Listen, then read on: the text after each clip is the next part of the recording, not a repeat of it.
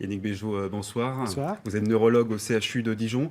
Alors l'AVC, ça touche chaque année 150 000 personnes en France, soit un AVC, je crois, toutes les 4 minutes. En clair, c'est quoi un AVC? Alors, un AVC, c'est l'arrêt de la circulation du sang au sein du cerveau, lié soit à une occlusion de l'artère par un caillot, soit à une hémorragie par rupture artérielle. La cause la plus fréquente, c'est l'occlusion, 85% des AVC. C'est une pathologie qui peut toucher tout le monde, il y a des facteurs de risque. Alors, ça frappe à tout âge, du jeune enfant jusqu'au sujet très âgé. Et bien sûr, le risque augmente avec l'âge et avec les facteurs de risque, en particulier l'hypertension artérielle, c'est le premier des facteurs de risque, mais également le tabac, le diabète ou encore le cholestérol. Est-ce qu'il y a des symptômes annonciateurs? Alors des symptômes annonciateurs, non, mais des symptômes qui doivent donner l'alerte de l'AVC, oui.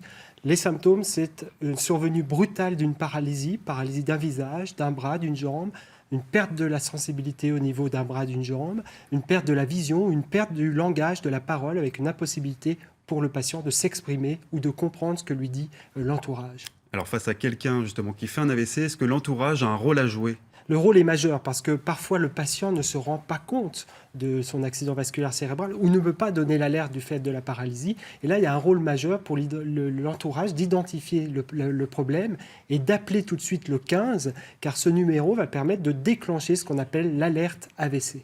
Est-ce qu'on est bien pris en charge en Bourgogne? Parce que j'imagine que le résultat n'est pas le même si on est pris en charge à Dijon ou bien au fin fond du Morvan. Alors effectivement, vous l'avez compris, il y a une course contre la montre qui se met en place dès que les signes apparaissent. Et ce que l'on a fait en Bourgogne, c'est de déployer ce qu'on appelle la télé-AVC, ce qui permet à tous les centres d'urgence de la région Bourgogne de bénéficier d'une prise en charge via la télémédecine d'un neurologue du CHU de Dijon pour prendre en charge le patient présentant un AVC. Est-ce que l'AVC, ça touche de plus en plus de monde aujourd'hui?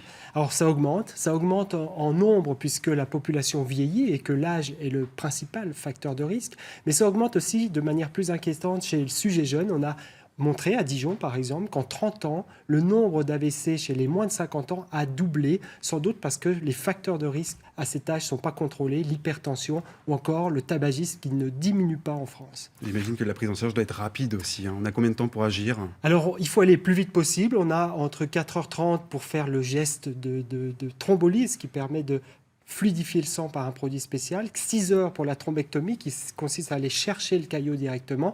Mais plus on va aller vite, plus on va donner des chances aux patients de récupérer sans séquelles. Merci beaucoup Yannick Merci. Béjot.